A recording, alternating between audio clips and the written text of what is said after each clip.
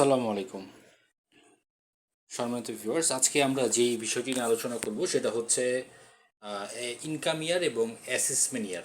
এই দুইটা নিয়ে আমাদের খটকা লাগে। আমাদের যারা নিয়মিত যারা ট্যাক্স, আমরা ইনকাম ট্যাক্স রিটার্ন দিয়ে থাকি, আপনারা জানেন যে ব্যক্তিগত পর্যায়ে আমাদের 5 ধরনের ফর্ম থাকে এবং কোম্পানির একটি সার্বজনীন এক ধরনের ফর্ম থাকে। তো আমরা আজকে কোম্পানি না, আজকে আমরা ব্যক্তিগত পর্যায়ে যে রিটার্নগুলো দিয়ে থাকি সেই রিটার্নের ক্ষেত্রে আমাদের দুটো জিনিস অবশ্যই আমাদের উল্লেখ করতে হয়। সেটা সাধারণত 1 নম্বর এবং 12 নম্বর কলামে। সো সেই দুইটা জিনিস হচ্ছে আপনার ইনকাম ইয়ার এবং অ্যাসেসমেন্ট ইয়ার। সো ইনকাম ইয়ারটা হচ্ছে কর বর্ষ, হ্যাঁ, অর্থাৎ ইনকাম ইয়ার হচ্ছে আয় বর্ষ। আয় বর্ষ হচ্ছে আপনার যে বছর আপনি আয়টা করবেন সেটা হচ্ছে আয় বর্ষ। আর অ্যাসেসমেন্ট ইয়ার হচ্ছে আপনার কর বর্ষ, তো যেই বছর আপনি কর দিবেন। ঠিক আছে। সো এই দুইটা জিনিস আমাদের মাঝে মাঝে প্রবলেম হয়ে যায়, আমরা বুঝতে সমস্যা হয়ে যায়। সো আপনাদেরকে অত্যন্ত গুরুত্বপূর্ণ এই দুইটা বিষয় আপনাদেরকে ক্লিয়ার হওয়া প্রয়োজন।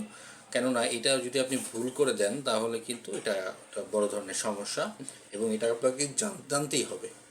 নট অনলি আপনি নিজে রিটার্ন দেন, আপনি যদি কাউকে দিয়ে রিটার্ন দেওয়ানো একটা কোনো অ্যাডভোকেট দিয়ে, তারপর আপনাকে এই জিনিসটা জানতে হবে for your security purpose, future যাতে কোনো ধরনের প্রবলেম আপনি অ্যারাইজ না হয়।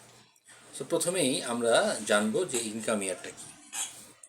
ইনকাম ইয়ারটা হচ্ছে যে আপনি যে বছরে, ধরেন আমি উদাহরণ দিয়ে যদি বলি, আমি ইনকাম ইয়ার যদি এখন আজকে ধরেন 1 নভেম্বর 2022, তাহলে ইনকাম ইয়ার হচ্ছে 2021 2022। হ্যাঁ, তো 2021 2022 ইনকাম ইয়ার। অ্যাসেসমেন্ট ইয়ার হবে 2022 2023। সো আরেকটু ক্লিয়ার করে বলি, ধরেন সাধারণত এই ইনকাম ইয়ারটা শুরু হয় হচ্ছে 1 জুলাই থেকে এবং শেষ হয় 30 জুন, এই 12 মাসে।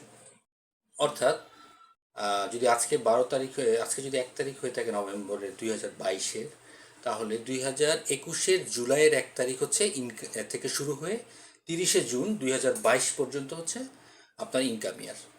আর ট্যাক্স ডে হচ্ছে আপনার জুলাইয়ের 1 তারিখ থেকে নভেম্বরের 30 তারিখ পর্যন্ত আপনাকে ইনকাম ট্যাক্সটাকে রিটার্নটা দাখিল করতে হয়। অর্থাৎ 30 তারিখ হচ্ছে নভেম্বরের 30 তারিখ হচ্ছে আপনার লাস্ট ডে ইনকাম রিটার্ন জমা দেওয়ার, সেই জন্য এটাকে বলা হয় ট্যাক্স ডে।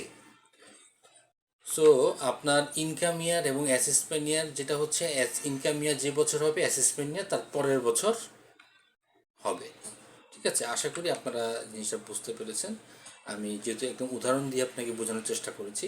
অর্থাৎ আপনি যদি এই বছর এই বছর যদি আপনি যে ইনকাম ট্যাক্সটা দাখিল করবেন, অর্থাৎ নভেম্বরের 30 তারিখের মধ্যে যে ইনকাম ট্যাক্সটা দাখিল করবেন, সেটার আপনি 1 জুলাই থেকে 2021-এর, মানে গত বছরের 1 জুলাই থেকে এই বছর 2022-এর 30 তারিখ পর্যন্ত, জুনের 30 তারিখ পর্যন্ত আপনি যে টাকা ইনকাম করেছেন, সেই যে হিসাব করেছেন, মানে ইনকাম, ব্যয় এবং যে সম্পদের যে হিসাবটা আপনি জমা দিবেন, সেটাই হচ্ছে ইনকাম ইয়ার। আর হচ্ছে আপনি অ্যাসেসমেন্ট ইয়ার হবে আপনার 2022-2023। ঠিক আছে। তো আশা করি এই ব্যাপারটা আপনার ক্লিয়ার হয়েছে এবং এইটা নেওয়ার প্রয়োজনে প্রবলেম হবে না। যদি কোনো প্রবলেম হয় আপনার কমেন্ট করেন, কমেন্ট করলে ইনশাল্লাহ আমি অ্যান্সার দেওয়ার চেষ্টা করবো। আর একটা কুইজ থাকলো আপনাদের স্লাইডটাতে, যে যদি এই বছর ইনকাম ইয়ার কত, অ্যাসেসমেন্ট ইয়ার কত, কমেন্টে জানান। আল্লাহ হাফেজ।